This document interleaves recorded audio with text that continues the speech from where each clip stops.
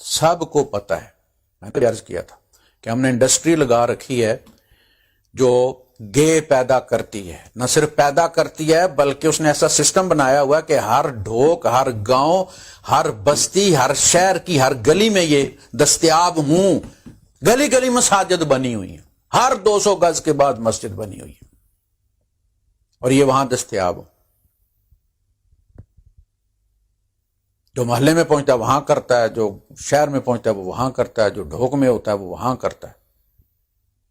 صرف ایک وفاق المدارس جس کے ساتھ تعلق ہے مفتی عزیز الرحمان کا، 70,000 تیار کر کے بھیجتا ہے سال میں. یہ مسئلہ ایسے ہے جو ہے اتنا نہیں کہ ہم لطیفے بنا کے اس کو ختم کر دیں. اس پہ باقاعدہ ہونی چاہیے.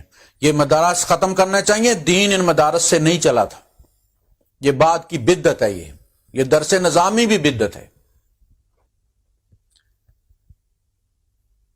میٹرک کے بعد بچے کو بھیجیں، اس سے پہلے بچہ ان کے حوالے مت کریں. گھروں میں پڑھائیں بچے، اپنے بچے کو گھر میں پڑھائیں، آپ بغدادی قاعدہ پڑھائیں. نہیں بھی پڑھتا، نہیں بھی حفظ کرتا، کوئی مسئلہ نہیں.